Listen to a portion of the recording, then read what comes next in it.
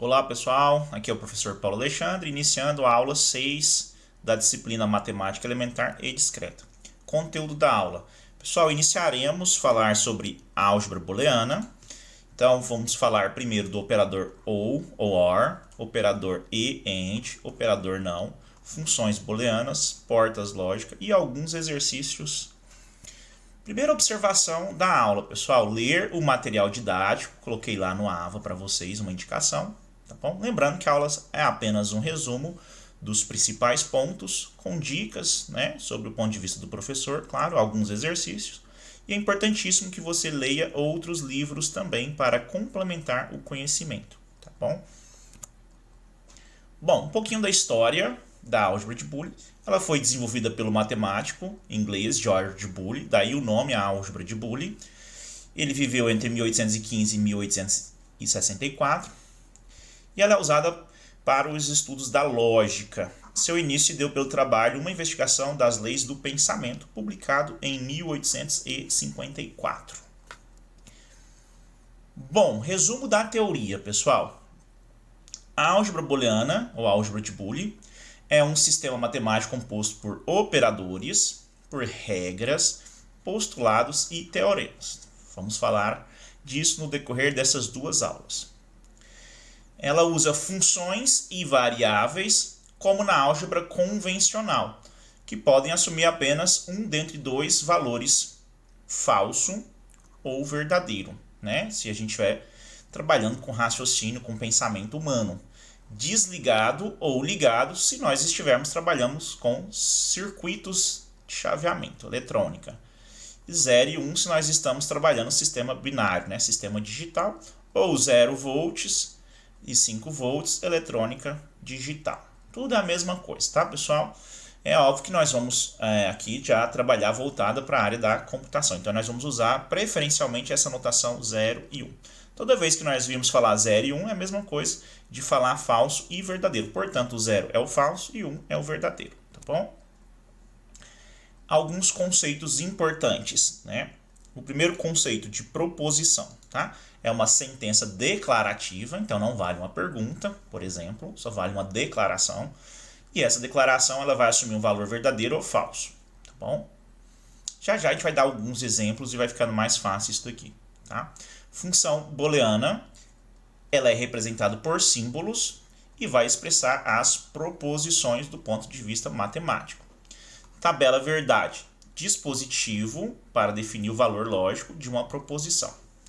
Bom, pessoal, a tabela verdade ela já é conhecida nesse ponto aqui, ela é um pré-requisito, tá bom? Então, se vocês estão assistindo o vídeo aqui e nunca viu falar da tabela verdade, já dá uma pesquisada aí, material, dá uma lida antes, tá? É óbvio que durante a aula eu vou falar algumas coisas, mas bem resumido, ok? Porta lógica, então é a representação gráfica dos operadores lógicos. Mais alguns conceitos. Proposição atômica, vem de átomo, né? É algo que é singular, tá, pessoal? Não pode ser mais reduzido. Por exemplo, aqui, ó, uma proposição 2 é o número par, tá? É uma proposição, cai lá no conceito que nós falamos aqui, olha só, ela é declarativa, uma sentença declarativa, tá? Afirmando que 2 é um número par, tá bom? Cuidado que aqui a gente não está falando ainda do valor lógico, se é verdadeiro, se é falso, tá bom? Proposições atômicas são designadas por letras latinas minúsculas. Isso aqui são os conceitos dentro da álgebra, simbologia dentro da álgebra de Boole. Tá? Literal é um átomo ou a negação de um átomo. Tá bom? Por isso que eu falei aqui, ó, que cuidado para não confundir, principalmente quando nós usamos exemplos matemáticos. Tá? Então, essa proposição ela pode assumir valor verdadeiro ou falso, tanto faz. Tá bom? Conectivos ou operadores permite a construção de proposições compostas. Aí temos um exemplo aqui. Ó. Se 2 é um número par e 3 é ímpar, então 5 é ímpar. Tá bom? Então, isso daqui é o primeiro exemplo que nós estamos falando aqui de uma proposição composta. Ela tem 3 proposições atômicas, né? Se 2 é um número par, então está afirmando 2 é um número par, 3 é ímpar, então 5 é ímpar. Tá bom? Bom, vamos conhecer então os nossos operadores, os conectivos da álgebra de Boole. Tá? O E O símbolo dele é esse. Existem outros símbolos, tá, pessoal? Durante a aula eu vou falando para vocês, mas depende muito do autor. Lembrando que também nós podemos colocar assim, ó, A e B, duas proposições, por exemplo. Poderia ser assim também, ó, A ponto B. Significa a mesma coisa aqui dentro dessa disciplina, dentro desse conteúdo, tá? O ou disjunção. Cada um recebe um nome específico também. Você pode falar que é um operador ou pode chamar pelo nome específico, disjunção, conjunção, tá bom? O símbolo é esse daqui, tá bom? E aqui nós podemos usar também o sinalzinho de mais. Então não lê A mais B, tá? Nós lemos que A ou B é uma convenção, tá? É o mesmo símbolo da soma, mas aqui na álgebra não falamos a soma, ok? O não, operador não, ou not no inglês, comecem a associar com o inglês, ele tem esse símbolo aqui, pode vir antes da proposição, tá? Não há, pode vir assim também, é esse que nós vamos utilizar mais.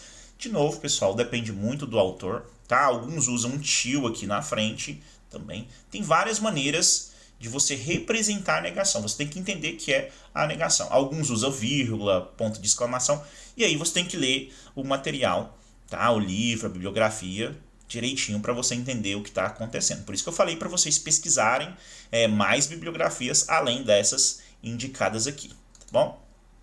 Nós temos o condicional, que também é chamado como implicação, tá? Que é o se então, nós lemos assim, se A, então B, nós usamos muito na matemática, né? Se o número é par, tá? O seu sucessor é ímpar, tá? Se dois números são pares, então a sua soma é par, e daí por diante. Só exemplos aqui para vocês. E o bicondicional, que é o se então nos dois sentidos, tá bom? Então, nós lemos assim, ó, se A, então B, e se B, então A. E nós falamos se somente se, tá bom? Importantíssimo conhecer os operadores da álgebra, tá, pessoal? São esses aqui, a gente vai trabalhando com ele durante as aulas e vai ficando mais simples. Mas, de novo, leiam, tá? Anotem isso, pratiquem. Vamos fazer um exemplo aqui, vamos analisar um exemplo de uma proposição e depois fazer a representação simbólica dessa proposição. Se chove, então Maria Angélica estuda o problema. E se não faz frio, Ana Laura está nadando. De novo, não se preocupe se isso é verdade, se é falso, tá, pessoal? A gente vai assumir esses valores lógicos, tá? Lá no exemplo, voltando rapidinho, quando eu falei, ó, 2 é um número par, né? Na matemática, nós sabemos que isso é verdadeiro. Mas aqui na lógica, eu posso assumir que isso é falso, tá bom? Sem problema nenhum. Ou vai ser falso, ou vai ser verdadeiro, ok? Um dos dois. Então, não se preocupe se faz sentido isso na prática ou se não faz. Aqui a gente quer analisar exatamente essa estrutura do raciocínio, tá bom? E aqui está separado as proposições atômicas, né? A menor parte possível. Maria Angélica estuda o problema, está chamando de P, tá bom? A outra, que Ana Laura está nadando. R, chove. S, faz frio. As letras minúsculas, então, representam aqui neste exemplo as proposições atômicas. E aí nós vamos usar os conectores para escrever essa proposição composta aqui. Então, depois nós vamos colocar os conectivos, tá? Ou os operadores, né?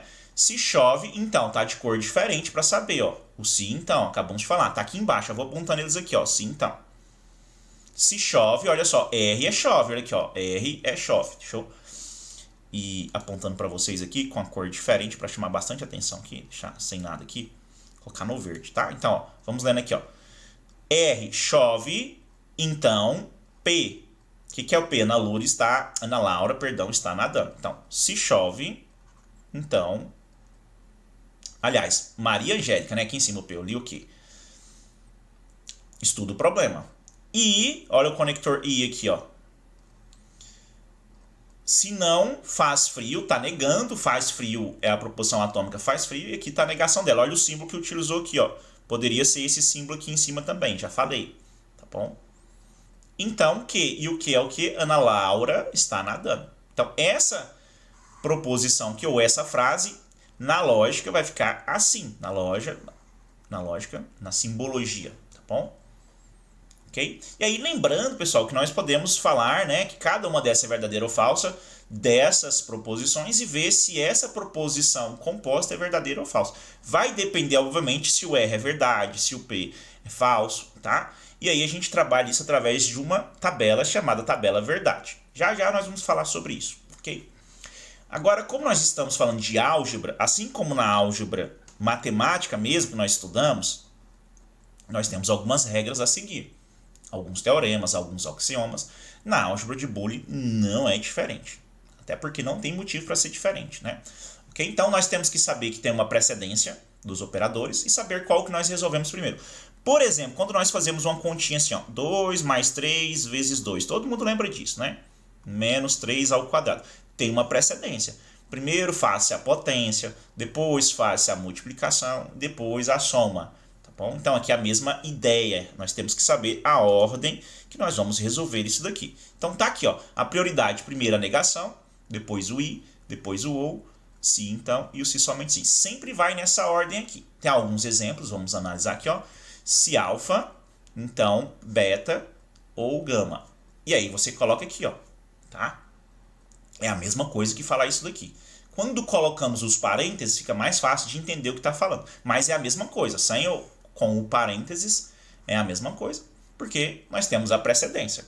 Então, primeiro o ou em relação ao se então. Olha aqui, ó, primeiro o ou, depois o se então. Tá bom? No segundo exemplo aqui, ó, alfa ou beta e gama. Olha só, como o ou ele vai ser resolvido segundo, né, por segundo, nós temos que fazer primeiro o i, só olhar aqui, ó, na sequência, o i tem prioridade, certo? Então, colocamos o parênteses aqui. É a mesma coisa, lembrando, pessoal, tá? É muito comum usarmos os parênteses para ficar mais fácil de entender, tá? Mas se não tivesse, significa a mesma coisa. E o último exemplo aqui, ó, bem interessante, vamos analisar aqui. É importante que vocês anotem aí no cantinho, pessoal, né, no caderno de vocês, essa sequência aqui, tá? Da prioridade. Ok? Então, ó, isso daqui significa que eu tenho que fazer primeiro a negação. Vou resolver, não, a negação. Então, por isso está entre parênteses aqui, ó, a negação primeiro. Depois eu tenho que fazer o i. Aí tem outro parênteses aqui do i, ó, que é esse aqui. Tá? Do i. Às vezes fala i, né, por força do hábito, mas é o i, ou end, tá bom? E aí por diante vai seguindo a sequência aqui. Então, faz o ou e por último faz o se então. De forma que resolver isso daqui, analisar isso daqui, é a mesma coisa que analisar isso daqui. Não precisaria dos parênteses. De novo, às vezes acabamos colocando o parênteses para facilitar. E o parênteses também nós usamos para mudar a ordem, tá? Se você quer mudar a ordem de precedência, você coloca o parênteses. Vou fazer um exemplo aqui só para a gente analisar como que nós poderíamos escrever. Ó, nós sabemos que primeiro resolve o i, depois o ou. Mas se eu quiser primeiro resolver o ou, então eu vou fazer aqui, ó, por exemplo, né? Aqui, ó. Deixa eu só usar uma anotação, porque eu estou misturando a anotação aqui, não vai ficar legal. Deixa eu só organizar aqui. Então, vou fazer assim, ó. A e B, ou não A, estou negando A, e aqui B, tá? Então, pela precedência normal, nós faríamos primeiro o i. Então, resolve primeiro isso, e depois faz o ou. Mas se eu quiser resolver primeiro o ou, eu venho aqui e coloco um parênteses. Aí eu estou mudando a ordem, tá? Aí, nesse caso, o ou começa a ser a prioridade. Então, parênteses indica isso também. Muito parecido com as regrinhas que nós resolvemos lá nas expressões numéricas, né? Se nós queremos mudar, fica assim, o exemplo aqui, ó, 2 mais 3 vezes 5. Bem simples. Todo mundo sabe que é o parênteses, a mesma coisa. Se eu quero fazer primeiro...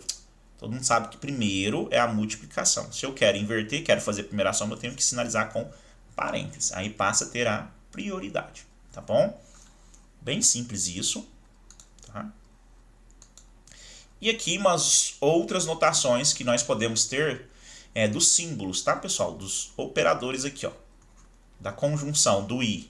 Do i pode ser esse símbolo, pode ser esse, pode ser o ponto, pode ser inclusive a vírgula, tá? De novo, depende do autor. O ou pode ser esse símbolo, que é mais comum na lógica proposicional, pode ser a barra, pode ser o sinal de mais, tá? Todos eles têm vários símbolos aí, vai depender do autor.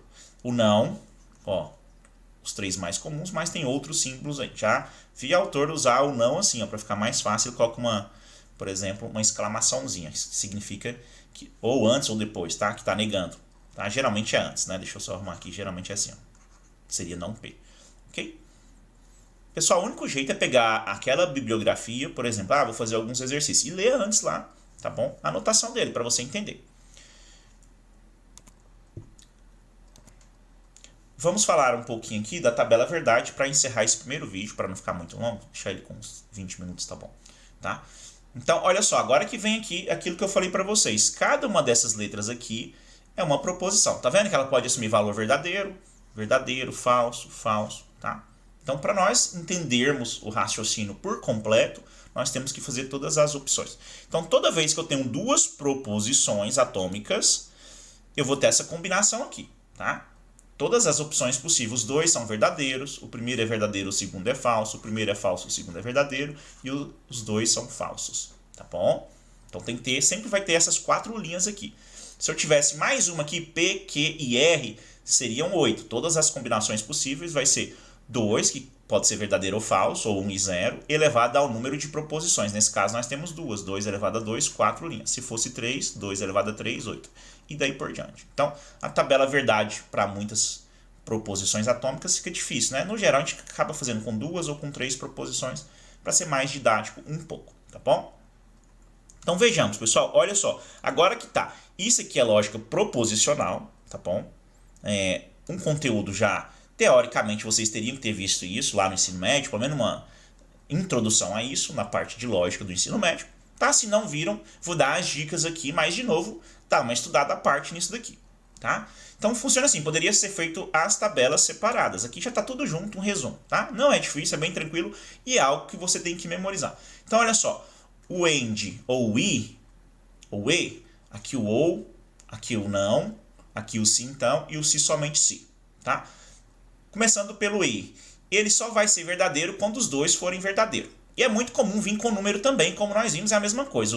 No lugar do verdadeiro vem 1, então se fosse 1 e 1, aqui também seria 1. E aí você vai trocando, 1 e 0, aqui seria 0, tá? Então a regra do E é simples, ó. É só ver onde tem os dois verdadeiros. O resto vai ser tudo falso. Se os dois são verdadeiros, o resultado é verdadeiro e o resto é falso, tá bom? Do OU é o contrário, né? Então você vai ver do OU, deixa eu apagar aqui pra gente fixar aqui no OU. A gente está aqui agora no OU. Observe que só tem um falso quando os dois são falsos, tá bom? E o resto é verdadeiro. Então começa por aí, tá? Começa a memorizar isso. Tudo tem um sentido, obviamente eu não vou falar aqui agora, para o vídeo não ficar muito extenso. O não é só trocar, né? Se a proposição é verdadeira, a negativa é o contrário, ó, tá vendo? Por isso que eu falei lá no exemplo do 2, que pode ser verdadeiro ou falso, tanto faz, ok? Então só trocar aqui verdadeiro por falso, ou 0 por 1, tá bom? O sim, então, observa agora, ele só tem uma vez que ele é falso. Observa, a tabela verdade do sim, então, só tem uma vez que ela é falsa. Tá aqui, ó. Só vai ser falsa se o primeiro, olha aqui, ó, P, que a gente fala, a hipótese, for verdadeira, e a tese for falsa, tá bom? A gente costuma falar assim, né, que uma verdade não pode ter como conclusão uma coisa que é falsa, tá? Isso aqui seria falso. E o resto vai ser verdadeiro. Se eu tenho uma hipótese verdadeira, a conclusão sempre vai ser verdadeira. Tá aqui.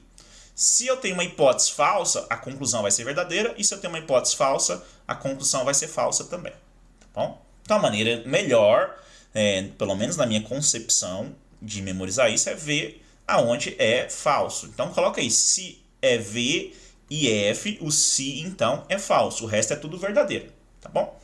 E lembrando que o se somente se, você vai analisar esse e depois esse aqui, ó, é fazer os dois ao mesmo tempo, tá?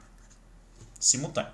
Então vai ter dois valores falsos, quando o primeiro for verdade e o segundo for falso e vice-versa, que tá aqui, ó. Tá?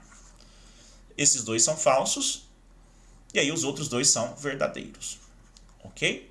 Tem várias maneiras de treinar isso daqui, pessoal, de memorizar. Dei algumas dicas aqui. O importante é que você memorize isso, tá bom? Bom, vou finalizar aqui a primeira parte da aula e aí depois nós continuamos no próximo vídeo.